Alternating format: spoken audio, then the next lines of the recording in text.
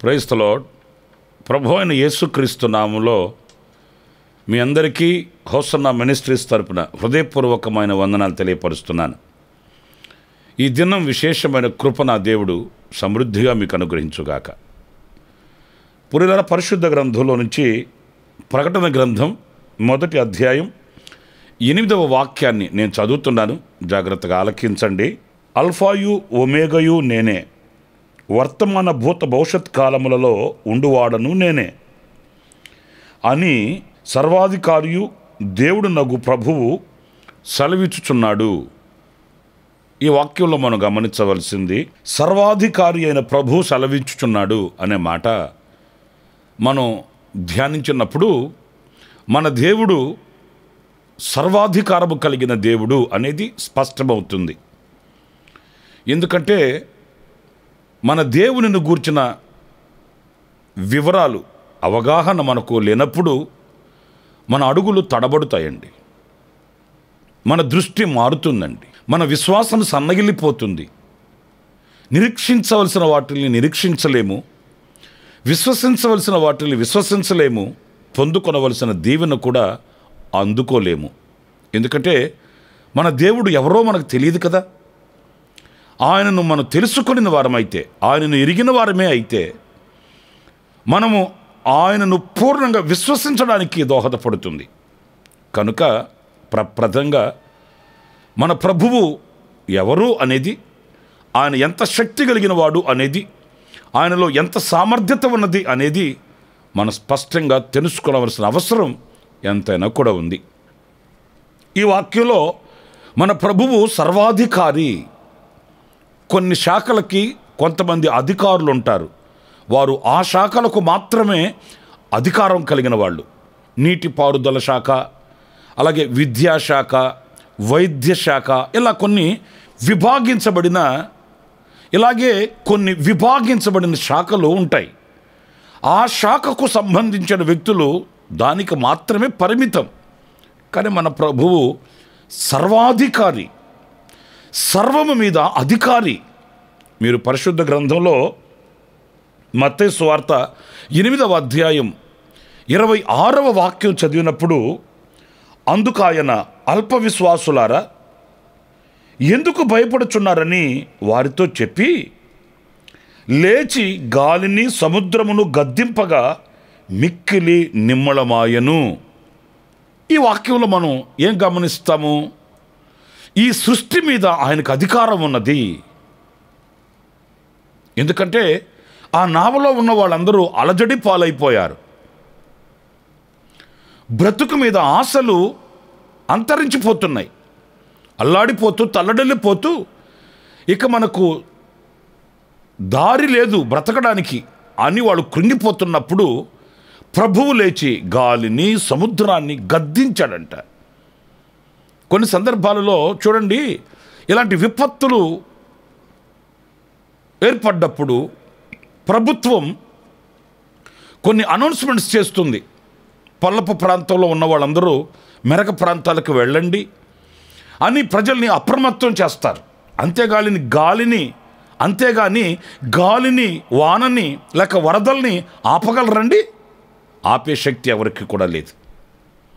ఒకవేళ తప్పించుకునే మార్గాన్ని ఎంపిక చేసుకోవచ్చేమో, కానీ దానిని ఆపగలిగిన, సృష్టిని ఆపగలిగిన శక్తి ఎవరికి కూడా లేనే లేదు. కానీ మన ప్రభువు గాలి కొడుతుందా, కెరటాలు ఉవ్వెత్తులు లేస్తున్నాయా, అలాగైతే లంగర్లు దింపండి, నావని మరోవైపు త్రిప్పండి అని సూచనలు వాళ్ళకి ఇవ్వలేదు. కానీ వాళ్ళను కలవరపరిచే ఆ గాలిని, వాళ్ళను కలవరపరిచే ఆ సముద్రాన్ని, వాళ్ళకి అపజయం పర్వతంగా నిలిచిన ఈ సృష్టిని ఆయన గద్దించాడు. అంటే సృష్టి మీద ఆయనకి సర్వాధికారం ఉంది. ఎందుకంటే ఆయన మాటతో సృష్టించబడినవి కదా, ఆయన నోటి మాటతో ఇవి ఏర్పరచబడినవి కదా. వాటి మీద ఆయనకి సమస్త విధములైన అధికారం, దేనినైనా శాసించగలిగిన శక్తి. నా ప్రియ సహోదరులారా, సముద్రానికి ఆనకట్ట వేశాడు ఆయన, గాలిని ఆయన ఆజ్ఞ ఇచ్చి సృష్టించాడు, నదులకు ఆయన ఆజ్ఞ ఇచ్చాడు, పర్వతాలకి ఆయన ఆజ్ఞ ఇచ్చాడు. ఇవన్నీ మనం లేఖనాల్లో మనం చదువుతాం. నదులు, కొండలు, పర్వతాలు ఆయన సన్నిధిలో చప్పట్లు కొడుతున్నాయట, అంటే హర్షిస్తున్నాయట. ఒక్క మాటలో చెప్పాలంటే ఆయన మాటకు లోబడి బ్రతుకుతున్నాయట. ఆయన అంత అధికారం కలిగిన దేవుడండి. మన కొరకై దేనినైనా గద్దిస్తాడు, మన కొరకు దేనినైనా శాసిస్తాడు, దేనినైనా ఆయన ఆపగలిగిన చరిత్రలో మనం చదువుతాం కదండి. సముద్రాన్ని ఆయన నాసికా రంధ్రములలో వచ్చే ఊపిరి వలన పాయలు చేశాడట. ఎంత ఆశ్చర్యకరమైన మాట చూడండి. మోషే బాహువు చాపాడు, చెయ్యి చాపాడు, కర్ర చాపాడు, కానీ దానికి వెనుకున్న ఆధారం ఏంటి అనంటే ఆయన నాసికారంధ్రాలలో వచ్చే ఊపిరి చేత ఆ సముద్రాన్ని పాయలు చేశాడంటండి. ఆ సముద్రాన్ని పాయలు చేశాడంటండి. సముద్రాన్ని పాయలు చేయగలిగిన అధికారం, శక్తి దేవునికి ఉంది. గనుక నా ప్రియ దేవుని బిడ్డలారా, మన బ్రతుకులలో కూడా ఇలాంటి సృష్టిలో కలిగే విపత్తుల వలన కలిగే ప్రతి ఆటంకాన్ని ఆయన గద్దిస్తాడు, మనల్ని సురక్షితంగా కాపాడుతాడు. మనల్ని సురక్షితమైన రెక్కల నీడలో ఆయన దాచి ఉంచగలిగిన శక్తిగల దేవుడు మనం ఆరాధించే మన ప్రభువు అనేది ఈ వాక్యం మనకు స్పష్టం చేస్తుంది. అంత మాత్రమే కాదండి, మరొక మాట నేను మీకు చదివి వినిపిస్తాను. మత్తయి సువార్త 10వ అధ్యాయం 1వ వాక్యం. ఆయన తన 12 మంది శిష్యులను పిలిచి అపవిత్రాత్మలను వెళ్ళగొట్టుటకును, ప్రతి విధమైన రోగమును, ప్రతి విధమైన వ్యాధిని స్వస్థపరచుటకును వారికి అధికారం ఇచ్చెను. ఆయన శిష్యులకు అధికారం ఇచ్చాడంట. అంటే ఆ అధికారం ఆయనకు ఉంది కనుక ఆ అధికారాన్ని శిష్యులకు కూడా ఇచ్చాడు. ఏ అధికారం అనంటే రోగములను, ప్రతి విధములైన వ్యాధిని స్వస్థపరిచే అధికారం. వ్యాధుల మీద ఆయనకు అధికారం ఉందండి. ఏ రోగాన్నైనా ఆయన గద్దిస్తాడు. పరిశుద్ధ గ్రంథంలో మనం చదువుతాం, ఎలాంటి రోగస్తులైనా ఆయన దగ్గరకు వచ్చినప్పుడు వారిని స్వస్థపరిచి, ఆరోగ్యం ఇచ్చి, క్షేమాన్నిచ్చి వారిని సాగనంపిన ఘన చరిత్ర మన పరిశుద్ధ గ్రంథంలో మనం చదువుతామండి. కుష్ఠరోగులు వచ్చారే, దీర్ఘకాల వ్యాధులతో బాధపడుతూ కృంగిపోయి కుప్పకూలిపోయిన వాళ్ళు స్వస్థచిత్తులు అయ్యారే. ఎన్ని రోగాలతో పీడింపబడుతున్న వాళ్ళు వచ్చినప్పటికీ కూడా ఆయన వాటిని గద్దించి ఆ రోగాలలో నుంచి వారిని విడిపించి, ఎందుకంటే ఆయన పరిశుద్ధుడైన దేవుడు, ఆయన ఆరోగ్య ప్రదాత అయిన ప్రభువు, ఆయనకు సర్వాధికారం ఉంది కనుక ఆ రోగాన్ని మూలాలతో కూడా పిగిలించి వారిని ఆయన ఆరోగ్యవంతులుగా చేశాడు. ఏ వైద్యుడైనా కొంతవరకే చేయగలుగుతాడు. ఆయన వైద్యుడు కూడా మనుషుడే కదండి. ఆ వైద్యుడు కూడా మనలాంటి స్వభావం కలిగిన, మనకు కలిగిన జ్ఞానం కలిగిన వ్యక్తే.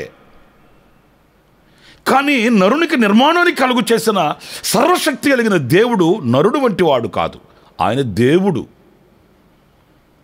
మన శరీరంలో ఉన్న ప్రతి అణువానికి తెలుసు, ప్రతి పరమాణువానికి తెలుసు, మన రక్తములో ఉన్న ప్రతి స్వభావం ఆయనకి తెలుసు. ఆయన సృష్టికర్త, ఆయన మనకు నిర్మాణకుడు, ఆయనే మనకు పోషకుడు. ఏ రోగంతో బాధపడుతున్నా, ఏ వ్యాధితో ఉన్నప్పటికీ ఒక్క మాట చాలండి. ఆ మాట చేత స్వస్థతను అనుగ్రహించి ఆ రోగాన్ని గద్దించి ఆ రోగాన్ని మనలో నుంచి తీసివేయగలిగిన అధికారం దేవునికి. నాకు కొన్ని సాక్ష్యాలు తెలుసండి. వైద్యులు కూడా చేతులెత్తేసి ఏం చేయలేని పరిస్థితుల్లో చేతులు ముడుచుకున్న ఆ వేళ వాళ్ళ కన్నీటి ప్రార్థనను బట్టి, వాళ్ళు విరిగి నలిగిన ఆ మనసుతో చేసిన ప్రార్థనను బట్టి దేవుడు అద్భుతం చేసి మరణపు అంచులలో నుంచి వారిని బ్రతికించిన ఆ గొప్ప సాక్ష్యాలు కొన్ని నాకు తెలుసండి. ఒకటి కాదు, రెండు కాదు, ఎన్నో చెప్పగలను. ఇక గంటల మనిషిను ఇక మీరు తీసుకెళ్ళిపోండి ఇంటికి అని డాక్టర్లు చెప్పినప్పుడు మరి ఆ క్షణాన దేవుడు కనికరించి వాళ్ళని సజీవులుగా లేపిన ఎన్నో గొప్ప సాక్ష్యాలు నేను విన్నానండి. వాళ్ళ బ్రతుకులలో మాత్రమే కాదు, మన బ్రతుకులలో కూడా అలా చేయుటకు ఆయన శక్తిగల దేవుడు. ఆనాడు హిజ్కియాకు చేశాడు, ఆనాడు మన పితరులకు చేశాడు. ఆనాడే కాదు, నిన్నే కాదు, ఈనాడు కాదు, రేపు కాదు, యుగ సమాప్తి వరకు ఆయన అద్భుతాలు చేస్తాడు. అల్ఫా ఒమేగా, ఆయన ఆది అంతమై ఉన్న దేవుడు. అప్పుడు చేశాడు, ఇప్పుడు వృద్ధాప్యంలోకి వచ్చేసాడు కనుక ఇప్పుడు అన్ని గొప్ప కార్యాలు చేయలేకపోతున్నాడనే మాట ఆయన దగ్గర చెల్లదు. ఆయనకు వృద్ధాప్యం లేదు, ఆయనకి శక్తిహీనత లేదు. ఆయన సర్వాధికారి, సర్వశక్తి కలిగిన దేవుడు, రోగము మీద అధికారము కలిగిన గొప్ప దేవుడండి. ఆయన చెంతకు వచ్చిన వారిని స్వస్థపరిచి క్షేమమిచ్చి దీవించి పంపిస్తాడు. ఆయన అంతటి మహనీయుడైన ప్రభువు అండి. మరొక మాట కూడా నేను మీకు జ్ఞాపకం చేస్తాను. యోహాను సువార్త 10వ అధ్యాయం 18వ వాక్యాన్ని నేను చదువుతున్నానండి. ఎవడునూ నా ప్రాణమును తీసుకొనడు, నా అంతటి నేనే దానిని పెట్టుచున్నాను. ప్రాణము మీద ఆయనకు అధికారం ఉందండి. ఎవరు నన్ను చంపి నా ప్రాణాన్ని తీయలేరు, నా అంతట నేనే. ఎంత రోషం కలిగిన మాట చూడండి. మనం ఏమనుకుంటామంటే పాపం యేసుక్రీస్తు దిక్కులేని చావు చనిపోయాడు, ఎవరు ఆయన పక్షాన నిలబడలేదు, ఎవరు ఆయనకు తోడుగా ఉండలేకపోయారు, కనుక ఆయన ఆ మూర్ఖుల చేతిలో ప్రాణాన్ని పోగొట్టుకున్నాడు అనే అవివేకపు ధోరణి మంది. కానీ వాక్యం అంటుంది, ఎవరు నా ప్రాణం మీద అధికారం వాళ్ళకి లేదు. పిలాతు అదే చెప్పాడండి. నిన్ను శిక్షించుటకైనను తప్పించుటకైనను నాకు అధికారం ఉంది, ఒక్క మాట మాట్లాడవయ్యా అన్నప్పుడు యేసయ్య అన్నాడు, పైనున్నవాడు అధికారం ఇవ్వకపోతే నువ్వేం చేస్తావు నాయనా? ప్రాణం తీసే అధికారం, ప్రాణం ఇచ్చే అధికారం నీకు లేదు, నాకుంది. ప్రభు అయిన యేసుక్రీస్తు చెప్పాడండి, ప్రాణం పెట్టడానికి, ప్రాణం తీయడానికి నరునికి ఆయుష్ను నియమించిన వాడు ఆయన కదా, ఆయనకుంది అధికారం. మరి ఎవరికుంటుందేంటి? ఆయన ప్రాణము మీద కూడా మరొకరికి అధికారం లేనే లేదు, సర్వాధికారం ఆయనకున్నది. అందుకే సర్వలోక పాప పరిహారార్థమై, సర్వలోక కళ్యాణార్థమై యేసుక్రీస్తు మనందరి కొరకు తన ప్రాణమును ఆయనే మన కొరకు అర్పించాడు. ఆయనే మన కొరకు ప్రాణం పెట్టాడు. ఆ ప్రాణము పెట్టిన ఆ ప్రభు మరల పునరుద్ధానుడై ఆయన తిరిగి లేచాడు. మనందరి కొరకై పునరుద్ధానపు శక్తిని ఆయన స్థాపించి వెళ్ళాడు. ఆయన మరణించి పునరుద్ధానుడైనందువలన ఆ పునరుద్ధానపు శక్తి మనకు ప్రత్యక్షమైందనే విషయాన్ని మనం గుర్తించాలి. ప్రియ దేవుని బిడ్డలారా, సృష్టి మీద ఆయనకు అధికారం ఉంది. 2, రోగము మీద, వ్యాధుల మీద ఆయనకు అధికారం ఉన్నది. 3, తన ప్రాణముపై ఆయనకు అధికారం ఉన్నది. ఆ అధికారము కలిగిన దేవుడే మన ప్రభు. ఇంకొక చిన్న మాట కూడా చెప్పనా? మీరు మార్కు సువార్త 1వ అధ్యాయం 27వ వాక్యం చదివితే, అందరూ విషమయముంది, ఇదేమిటో, ఇది కొత్త బోధగా ఉన్నదే, ఈయన అధికారముతో అపవిత్రాత్మలకు ఆజ్ఞాపింపగా అవి ఆయనకు లోబడుచున్నవని ఒకరితోనొకడు చెప్పుకొనిరి. అపవిత్రమైన ఆత్మల మీద అధికారం అంటండి. నిజం కదా? ఆ అధికారం ఎలాగా అంటే, ఆయన అపవిత్రత లేని పరిశుద్ధుడైన దేవుడు గనుక అపవిత్రమైన వాటిల్ని శాసించగలడండి. ఇప్పుడు అపవిత్రతలో ఉన్న తండ్రి పవిత్రతను గూర్చి తన కుమారునికి చెప్పగలడా? పాపములో ఉన్న వ్యక్తి పవిత్రతను గూర్చి చాటించగలడా? లేదు.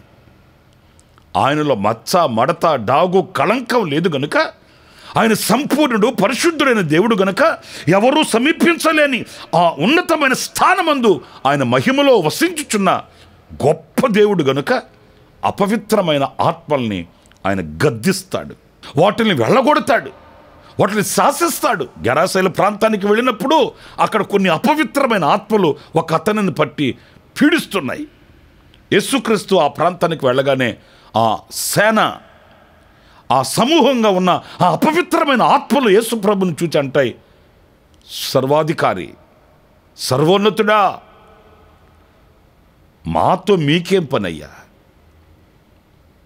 మమ్మల్ని విడిచిపెట్టి వెళ్ళు, లేదా ఈ పందుల్లోకి మమ్మల్ని పంపించు. నేను అంటాను పంపించు అనకపోతే వెళ్ళొచ్చు కదా.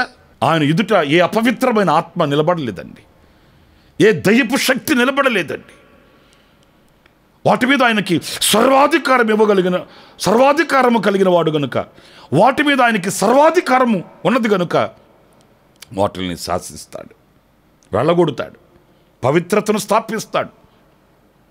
నేను అనకూడదు కానీ కొన్ని కుటుంబాలని కొన్ని అపవిత్రమైన ఆత్మలు ఆవరించి ఉంటాయండి. ఏమి చేసినా, ఎంత చేసినా ఇంట్లో ఏది కలిసి రాదు.